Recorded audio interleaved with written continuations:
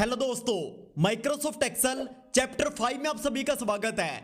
आज की इस वीडियो में हम डेटा क्लीनिंग और प्रिपरेशन के बारे में पूरी डिटेल में बात करेंगे, क्योंकि अगर हमारा डेटा क्लियर है तो उसके बाद ही हम डेटा को एनालिसिस के लिए यूज कर सकते हैं। तो आज की वीडियो 5 मेन पॉइंट्स के अंदर डिवाइड है। सबसे पहले हम सीखेंगे कैसे हम डुप्लीकेट वैल्यूज को रिमूव कर सकते हैं, फिर हम सीखेंगे कैसे हम ब्लैंक रोज को रिमूव कर सकते हैं, वो भी सिर्फ 1 क्लिक के अंदर। इसके बाद हम सीखेंगे कैसे हम ब्लैंक स्पेसिस को रिमूव कर सकते हैं। फिर कुछ इंपॉर्टेंट चीजें हैं जिनके बारे में हम सीखेंगे। तो चलिए शुरू करते हैं। तो यहां पर हमने मल्टीपल शीट्स क्रिएट कर रखी हैं ताकि हमारा टाइम वेस्ट ना हो। जैसे इस शीट के अंदर हम डुप्लीकेट वैल्यूज को रिमूव करना सीखेंगे, इसके अंदर स्पेसिस को रिमूव करना सीखेंगे, इसके अंदर ब्लैंक रोज को रिमूव करना सीखेंगे। इसी तरीके से यहां पर मल्टीपल शीट्स हैं। तो सबसे पहले शीट 1 के अंदर हम डुप्लीकेट वैल्यूज को रिमूव करना सीखेंगे। जैसे यहां पर रो 3 और रो 8 के अंदर इंप्लॉइज की सारी इंफॉर्मेशन सेम है। इसी तरीके से हो सकता है और भी कई इंप्लॉइज हों जिनकी इंफॉर्मेशन इसी तरीके से हमसे गलती से 2 बार प्रिंट हो चुकी हो, तो हम उसे रिमूव कैसे करेंगे।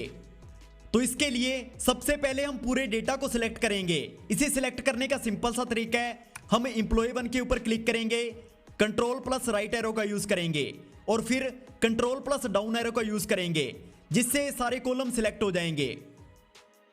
अब डुप्लीकेट वैल्यूज को रिमूव करने के लिए यहां पर हम डेटा के ऊपर क्लिक करेंगे, इसके बाद रिमूव डुप्लीकेट के ऊपर क्लिक करेंगे।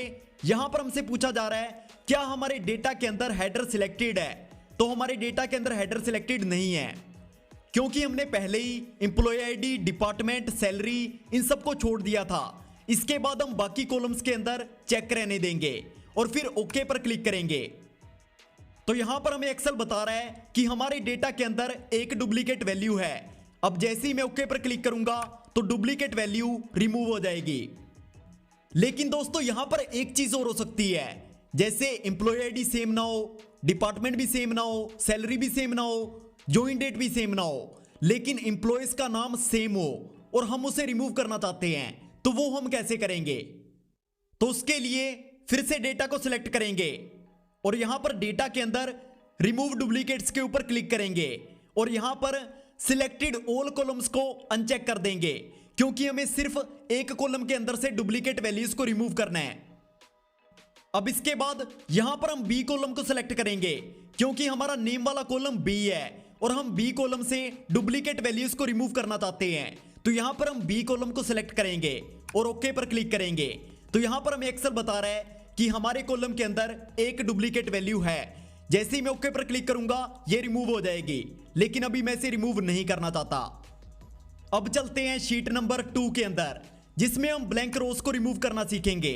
तो यहां पर हमारे पास कुछ डेटा है, फिर कुछ ब्लैंक रोज हैं, फिर डेटा है, फिर कुछ ब्लैंक रोज हैं। हम इन्हें डिलीट करना चाहते हैं। यहां पर जितने भी ब्लैंक रोज हैं हम इन्हें डिलीट करना चाहते हैं। तो इन्हें डिलीट करने के 2 तरीके हैं। या तो हम वही पुराने तरीके का यूज करेंगे, राइट क्लिक करेंगे, डिलीट करेंगे, राइट क्लिक करेंगे, डिलीट करेंगे, राइट क्लिक करेंगे, डिलीट करेंगे, और पूरी जिंदगी इसी तरीके से करते रहेंगे। इसलिए हम दूसरे ऑप्शन का यूज करेंगे। तो यहां पर हम पूरे के पूरे डेटा को सिलेक्ट करेंगे और कीबोर्ड में कंट्रोल प्लस जी शॉर्टकट की का यूज करेंगे। तो यहां पर हमारे सामने go to dialog box open हो चुका है। यहां पर हम सीधा स्पेशल पर क्लिक करेंगे और यहां पर ब्लैंक के ऊपर क्लिक करेंगे और ओके करेंगे। तो यहां पर हमारी सारी की सारी ब्लैंक रोज सिलेक्ट हो चुकी हैं। अब इन्हें डिलीट करने के लिए कीबोर्ड में कंट्रोल माइनस की प्रेस करेंगे। यहां पर एंटायर रो के ऊपर क्लिक करेंगे, फिर ओके करेंगे। तो यहां पर हमारी सारी की सारी रोज डिलीट हो चुकी हैं। तो इस तरीके से आप सारी की सारी रोज को रिमूव कर सकते हैं। तो अब चलते हैं शीट नंबर 3 की तरफ, जिसमें हम ब्लैंक स्पेसिस को रिमूव करना सीखेंगे। तो एक बार फिर से हमारे पास वही डेटा है, लेकिन काम अलग है। तो सबसे पहला सवाल तो यही है, हम एम्प्टी स्पेस तो रिमूव कर लेंगे, लेकिन एम्प्टी स्पेस होता क्या है।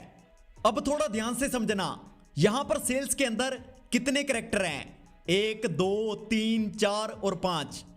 यानी अगर हम इसकी लेंथ निकालें तो इसकी लेंथ 5 आनी चाहिए। तो चलिए लेंथ निकाल कर देखते हैं। जो लोग कोडिंग करते हैं उनको पता होगा लेंथ कैसे निकाली जाती है। तो यहां पर एक कॉलम ऐड कर लेते हैं, इसका नाम टाइप कर देते हैं लेंथ नाम से, और लेंथ निकालने के लिए हम यहां पर लेंथ फॉर्मूला का यूज करेंगे। इज इक्वल टू टाइप करेंगे, लेंथ टाइप करेंगे और सेल्स को सिलेक्ट करेंगे। इसके बाद एंटर के ऊपर क्लिक करेंगे तो यहां पर इसकी लेंथ आ चुकी है 8, लेकिन इसके अंदर तो सिर्फ 5 कैरेक्टर हैं, तो इसकी लेंथ 8 कैसे आई? मेरे दोस्तों, एम्प्टी स्पेस यहां पर एडिड है, यानी इस टेक्स्ट के अंदर एम्प्टी स्पेस है, जिसके कारण इसकी लेंथ 8 आ रही है और वो लेंथ के अंदर गिने जाते हैं। इसी तरीके से बाकी सभी की भी लेंथ चेक कर लेते हैं।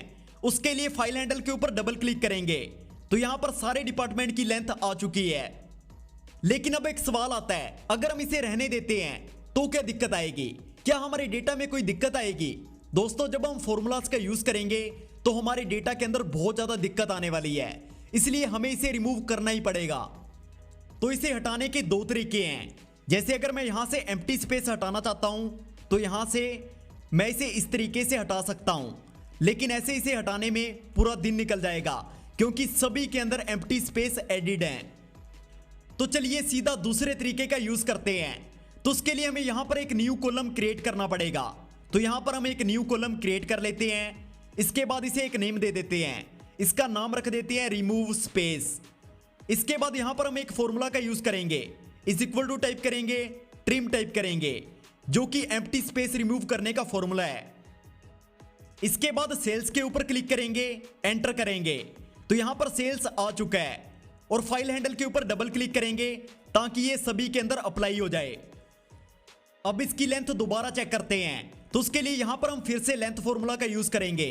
तो यहां पर एक न्यू कॉलम क्रिएट कर लेते हैं, इसे नाम दे देते हैं लेंथ 2 के नाम से। अब यहां पर फिर से फॉर्मूला का यूज करना पड़ेगा। यहां पर हम लेंथ फॉर्मूला का यूज कर लेते हैं। सेल्स के ऊपर क्लिक करेंगे, एंटर करेंगे तो यहां पर इसकी लेंथ आ चुकी है 5। इसके बाद फाइल हैंडल के ऊपर डबल क्लिक करेंगे ताकि ये सभी के अंदर अप्लाई हो जाए। तो दोस्तों, यहां पर एम्प्टी स्पेस रिमूव हो चुका है। आप इसे गिन सकते हैं 1 2 3 4 5।